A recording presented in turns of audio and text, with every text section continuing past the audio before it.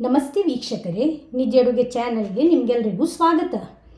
ಬೆಳಗಿನ ಉಪಹಾರಕ್ಕೆ ಕ್ರಿಸ್ಪಿಯಾದ ಫ್ಲೇವರ್ಫುಲ್ಲಾದ ಟೊಮೆಟೊ ದೋಸೆ ಮಾಡೋದನ್ನು ತಿಳಿಸಿಕೊಡ್ತಾ ಇದ್ದೇನೆ. ಇದಕ್ಕೆ ಅಕ್ಕಿ ನೆನೆಸುವುದಾಗಲಿ ರುಬ್ಬುವುದಾಗಲಿ ಅಗತ್ಯವಿಲ್ಲ.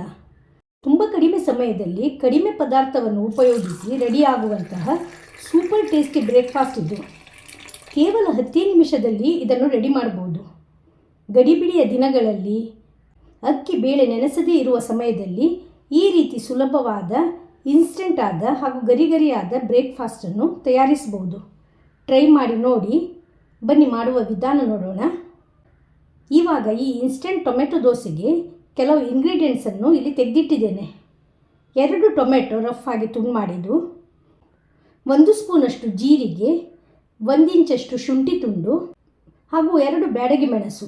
ಇದನ್ನು ಬಿಸಿ ನೀರಲ್ಲಿ ಒಂದು 10 ನಿಮಿಷ ಹಾಕಿ ನೀರಿಂದ ತೆಗೆದಿಟ್ಟಿದ್ದೇನೆ. ಇವೆಲ್ಲವನ್ನು ಮಿಕ್ಸಿ ಜಾರಿಗೆ ಸೇರಿಸುವ ಹಾಗೂ ತರಿತರಿಯಾಗಿ ಇದನ್ನು ರುಬ್ಬಬೇಕು. ನೋಡಿ, ಇದು ರುಬ್ಬಿದು ಆಗಿದೆ. ಈ ರೀತಿ ರಫ್ ಆಗಿ ಇದನ್ನು ರುಬ್ಬಿದ್ದೇನೆ. ಈಗ ಇದರಲ್ಲಿ ಕೆಲವು ಹುಡಿಗಳನ್ನು ಸೇರಿಸಬೇಕು. ಯಾವುದಾದ್ರೂ ಒಂದು ನಿರ್ದಿಷ್ಟ ಅಳತೆಯ ಮೆಜರಿಂಗ್ ಕಪ್ಪನ್ನು ಬಳಸಿ ಎಲ್ಲ ಇಂಗ್ರೀಡಿಯೆಂಟ್ಸನ್ನು ಅದೇ ಕಪ್ ಬಳಸಿ ಸೇರಿಸಿದರೆ ಉತ್ತಮ. ಇಲ್ಲಿ 1 ಕಪ್ಪಷ್ಟು ಅಕ್ಕಿ ಹಿಟ್ಟು, ಅರ್ಧ ಕಪ್ಪಷ್ಟು ಕಡಲೆ ಹಿಟ್ಟು, 1/4 ಕಪ್ ಗೋಧಿ ಹಿಟ್ಟನ್ನು ಸೇರಿಸುವ. ಒಂದು ಅರ್ಧ ಕಪ್ ಮೊಸರನ್ನು ಸೇರಿಸಿ ಇದನ್ನು ನುಣ್ಣಗೆ ರುಬ್ಬಬೇಕು. ಅಗತ್ಯ ಎಣಿಸಿದರೆ ಪುನಃ ಸ್ವಲ್ಪ ನೀರನ್ನು ನಾವು ಸೇರಿಸಬಹುದು. ನೋಡಿ, ಹಿಟ್ಟು ರುಬ್ಬಿದು ಆಗಿದೆ. ಈ ರೀತಿ ಗಟ್ಟಿಯಾಗಿ ಹಾಗೆ ನುಣ್ಣಗೆ ರುಬ್ಬಿದ್ದೇನೆ. ಇದನ್ನು ಒಂದು ಪಾತ್ರೆಗೆ ಸೇರಿಸುವ. ಈಗ ಇದಕ್ಕೆ ರುಚಿಗೆ ಉಪ್ಪನ್ನು ಸೇರಿಸುವ. ಚೆನ್ನಾಗಿ ಇದನ್ನು ಮಿಕ್ಸ್ ಮಾಡಿಕೊಳ್ಬೇಕು ಹಾಗೂ ಒಂದು 5 ನಿಮಿಷ ಇದನ್ನು ಮುಚ್ಚಿಡಬೇಕು. ಈಗ ಒಂದು 5 ನಿಮಿಷ ಕಳೆದಿದೆ. ಹಿಟ್ಟು ನೋಡಿ ಸ್ವಲ್ಪ ಗಟ್ಟಿಯಾಗಿ ಬಂದಿದೆ. ಈ ಹದದಲ್ಲಿರಬೇಕು. ಹಿಟ್ಟಿನ ಫೈನಲ್ ಕನ್ಸಿಸ್ಟೆನ್ಸಿ ನೋಡಿ ಈ ರೀತಿಯಾಗಿರಬೇಕು. ಈಗ ದೋಸೆಯನ್ನು ಕಾಯಿಸುವ. ತವಾವನ್ನು ಗ್ಯಾಸಲ್ಲಿ ಇಲ್ಲಿ ಬಿಸಿಗಿಟ್ಟಿದ್ದೇನೆ. ಈ ಕಾದ ತವಾದ ಮೇಲೆ ನೀರನ್ನು ಚಿಮುಕಿಸಿ ಒರೆಸಿಟ್ಕೊಳ್ಬೇಕು. ಈಗ 1 ಸೌಟಷ್ಟು ಹಿಟ್ಟನ್ನು ತವಾದ ಮೇಲೆ ಸೇರಿಸುವ. ಈ ರೀತಿ ತೆಳ್ಳಗೆ ಹಾಗೂ ಈವನ್ ಆಗಿ ಇದನ್ನು ಸ್ಪ್ರೆಡ್ ಮಾಡುವ. ಈಗ ಒಂದು ಅರ್ಧ ನಿಮಿಷದ ನಂತರ ಮೇಲಿನ ಹಿಟ್ಟು ನೋಡಿ ಡ್ರೈ ಆಗಿ ಬಂದಿದೆ. ಈಗ ಇದರ ಮೇಲೆ 1 ಸ್ಪೂನಷ್ಟು ತುಪ್ಪ ಅಥವಾ ಎಣ್ಣೆಯನ್ನು ಸೇರಿಸಿ ಇದನ್ನು ಸ್ಪ್ರೆಡ್ ಮಾಡಿಕೊಳ್ಳುವ.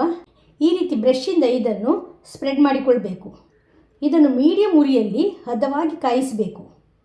ಈ ದೋಸೆ ಇದೆಯಲ್ಲ ಕ್ರಿಸ್ಪಾಗಿ ಸ್ವಲ್ಪ ಕೆಂಪಗಾಗಿ ಈಗ ಬಂದಿದೆ. ಅಂಚಿನಿಂದ ಎದ್ದು ಬರಲು ಸಹ ಪ್ರಾರಂಭವಾಗಿದೆ. ಈಗ ಇದನ್ನು ಈ ರೀತಿ ಒಂದು ಸಲ ಫೋಲ್ಡ್ ಮಾಡಿ ತವಾದಿಂದ ತೆಗೆಯುವ. ನೀವು ಬೇಕಾದರೆ 2 ಬದಿ ಕೂಡ ಇದನ್ನು ಬೇಯಿಸಿಕೊಳ್ಬೋದು. ನೋಡಿ ಎಷ್ಟು ಕಲರ್ಫುಲ್ಲಾಗಿ ಗರಿಗರಿಯಾಗಿ ಬಂದಿದೆ ಅಂತ ನಿಮಗೆ ನೋಡಿದ್ರೇ ತಿಳಿತದೆ. ನೆಕ್ಸ್ಟ್ ಇನ್ನೊಂದು ದೋಸೆಯನ್ನು ಕಾಯಿಸುವ. ಪ್ರತಿ ಸಲ ದೋಸೆ ಕಾಯಿಸುವಾಗ ನೀರನ್ನು ಚಿಮುಕಿಸಿ ಒರೆಸಿಟ್ಟುಕೊಳ್ಬೇಕು.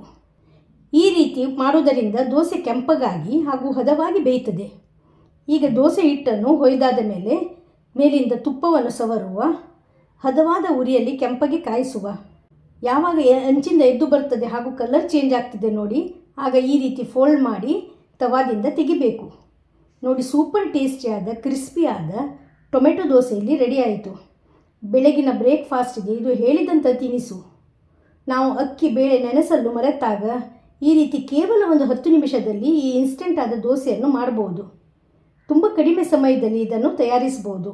ಅಷ್ಟು ಚೆನ್ನಾಗಿ ಬರ್ತದೆ. ಹಾಗೂ ಮಕ್ಕಳಿಗೆ ಇದು ಟಿಫಿನ್ ಬಾಕ್ಸಿಗೆ, ಲಂಚ್ ಬಾಕ್ಸಿಗೆ ಸಹ ಹೇಳಿ ಮಾಡಿದಂತಹ ಒಂದು ರೆಸಿಪಿ. ಶುಂಠಿ ಮೆಣಸು ಸೇರಿಸಿರುವುದರಿಂದ ಇದಕ್ಕೆ ಚಟ್ನಿ ಅಗತ್ಯ ಇಲ್ಲ. ಆದರೆ ಸಹ ನೀವು ಚಟ್ನಿ ಮಾಡೋದಾದರೆ ಇದಕ್ಕೆ ಕಾಯಿ ಚಟ್ನಿ ಸೂಪರ್ ಕಾಂಬಿನೇಷನ್ ಅಂತ ಹೇಳ್ಬೋದು. ನೆಕ್ಸ್ಟ್ ಟೈಮ್ ಇನ್ಸ್ಟೆಂಟ್ ದೋಸೆ ಮಾಡೋದಾದರೆ ಖಂಡಿತ ಈ ದೋಸೆಯನ್ನು ಟ್ರೈ ಮಾಡಿ. ಹೇಗಾಗಿದೆ ಅಂತ ನಿಮ್ಮ ಫೀಡ್ಬ್ಯಾಕನ್ನು ಕಮೆಂಟ್ ಸೆಕ್ಷನಲ್ಲಿ ತಿಳಿಸಿ. ರೆಸಿಪಿ ವಿಡಿಯೋ ಇಷ್ಟವಾಗಿದ್ದಲ್ಲಿ ವಿಡಿಯೋಕ್ಕೆ ಲೈಕ್ ಕೊಡಿ. ಚಾನಲನ್ನು ಸಬ್ಸ್ಕ್ರೈಬ್ ಮಾಡದೆ ನೋಡ್ತಾ ಇರುವವರು ದಯವಿಟ್ಟು ಸಬ್ಸ್ಕ್ರೈಬ್ ಮಾಡಿ ಹಾಗೂ ನನ್ನನ್ನು ಸಪೋರ್ಟ್ ಮಾಡಿ. ಧನ್ಯವಾದಗಳು.